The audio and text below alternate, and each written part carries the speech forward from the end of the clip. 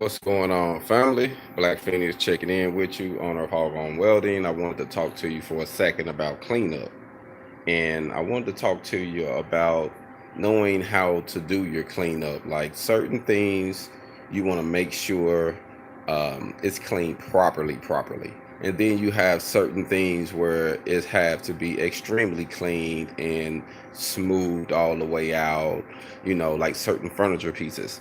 But when you're dealing with structural things, like say like this welding skid is a structural frame that's going to hold equipment, it's going to take a bruise, it's going to be banged up. You want to get all the birds off, nothing that can cut anybody's hands. You want to get it smooth, to the point where it ain't gonna cut no one hands, but you don't have to get everything as far as like your welds don't have to be completely took off. You can just knock them down a little bit, just to keep them from being sharp, because you're gonna paint over everything. So that way you can actually utilize some of your time. I have seen people work on things and they have spent too much time on the cleanup on something that all they had to do was take the birds off. They spent the extra 2 hours on something that should have been like 10, 15, 10 minutes at, 10, 15 minutes at max, So you want to be able to know the difference between that when you do your cleanup.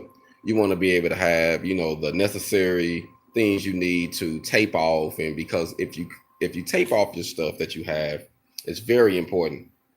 Yes, cleanup is very important, man. I mean, especially when at the finished product, you want to tape things off. You want to keep it smooth as possible, because that's just going to make your product look so much better at the end. So when the client or when the customer is walking through and they looking at it, even though it's probably going to be in the back of a work truck, it still looks like it was done professionally. You know what I mean? Like you took your time and actually put forth some time and it cleaned it up. And as like this one, you can see where you can pretty much see the areas where I had to clean, just taking off the BBs that pops over here and there, because I'm using flux core. So it don't have to be, like I say again, it don't have to be extremely pretty. Like the welds need to be good and solid, but you don't have to take your time and do a TIG perfect weld. Like you need to know when to do everything. There's a saying that say there's a time for everything under the sun. Yes, taking pride in your word, taking pride in your work makes a difference. Yes, it do, because you want to, because it shows that what you do. And then if you're serious about your business, if you're serious about your product and about what you're really doing, it's going to show in your layout. It's going to show in your finish end. Like, okay, did you hurry up and rush?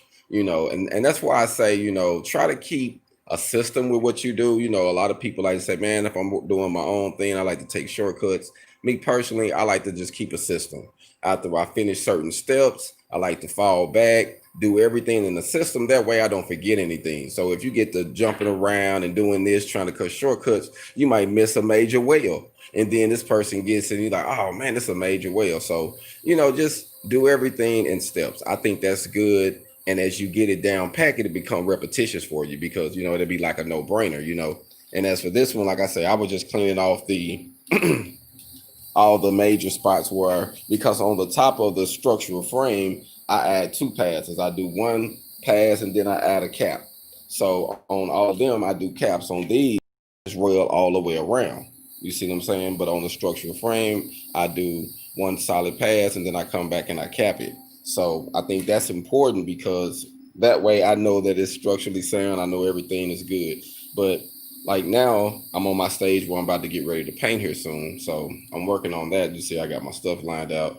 And I think, but before I start painting, I have a staircase here I'm about to go on and bevel my pieces for, so I can tack it up and weld it out and get ready for paint too. So I think that's probably what I'm gonna do, is go on and get everything ready and then fall back and paint, even though these are both being two different colors. So, but it's all about the way you line everything out and how you lay stuff out to get the job done. And it makes it just looks more professional when you clean up and you take care of that that detail part. Have like being keen to detail. Certain things, you want to make sure. You want to make sure it's square. You want to make sure that certain things are plumb if it's supposed to be plumb. You know what I mean? Like, so, it's just a few things to keep in mind that I think is real important that we should do when we're doing our fabrication. And so I just wanted to give a few tips, man. Make sure that, it's important, number one, to try to keep a system. You know, if you're going to start from one end, you should work yourself all the way around and then do it again or go to the opposite direction. But I think if you start here, you jump over there and you jump over here, you're probably going to miss something. So I think that it's wise to like keep a system, and if you're going to do certain, like say, if you want to do all the top first, make sure all the top is done, make sure all the top is clean, and then flip it over. If you got to do the bottom, do that. But make sure you keep a system, because I think that it'll just keep you from having to double work yourself. No one like to double work yourself. Like I can't stand, I ain't gonna lie to you, to work with people who double work themselves, like and try to double work you. Like, man, we could have did this then, there's no reason on certain projects to move fast. To me, every time I have tried to rush something and I was trying to hurry up, it never fails. I missed something, or something was missed, or something was left out, and I'm like, damn, man, you know what I'm saying? We got to fix this. So I have learned that it's just better to take your time and do your welding work like a carpenter. Yeah, we can fix things because it's metal, we can fill gaps, but if we think like a carpenter, if we measure once, if we measure twice, I mean, and we cut once, I think it'll save us a lot of time. So even though I'm a welder and I'm a fabricator and installer, but I think like a carpenter when it comes to my precision, my cuts, and when it comes to painting, even though I'm doing small things, I still look at it like a professional painter on certain steps. I like to take certain stuff off. I like to make sure that certain stuff is smooth. I don't go all the way out, but I learned how to actually paint a little bit. And you know what? If there's videos on YouTube that can show you how to use a paint can pretty smooth, and your paint can come out where it's not all runny and drippy like you just dump some paint on there. It teach you how to step back, 6 to 4 inches, teach you how to go from side to side, how to start from the top to the bottom, or the bottom to the top, whichever direction you're trying to flow with it. There's a lot of things you can learn just by doing a little research, man. I think a lot of times we mess up because we just don't do the preparation. Proper preparation prevents piss poor performance, man. And I love saying that because it's real. And I use it daily in my life personally. And I remember a preacher lady that I met, she said it all the time, and it kind of like just sunk into my head because she wanted it to be known. She was from the streets, and she was like, yeah, I know God, but I know this.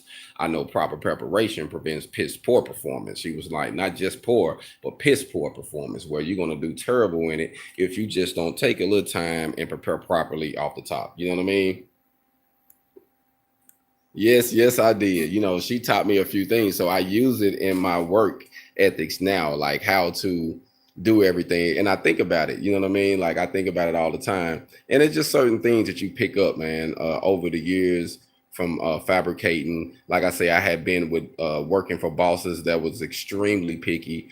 And to be honest, they was really extremely picky with me because it seemed like, and this is just my personal career since I have been a welding fabricator.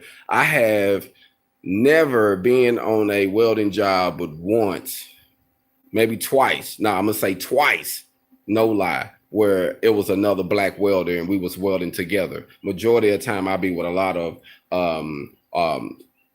American Caucasian welders or Spanish welders, or Indian Native American welders, but I never really been with like a lot of black welders. So it's like we out here, but we scattered out. Just it depends on, I guess, in where you stay at or what part of the country you live in. But where I was at and where I grew up at, it's always been like, predominantly white and Spanish American. So I've always had to go that extra mile when it came to doing certain things. So I had bosses that's really been hard on me on like, hey, you need to do this, this, and this. And I'm like, man, so-and-so ain't even doing it that damn good. He all on my road. But I learned a lot from doing that. So I just endured that and I use it now, even though a lot of it was wasn't called for.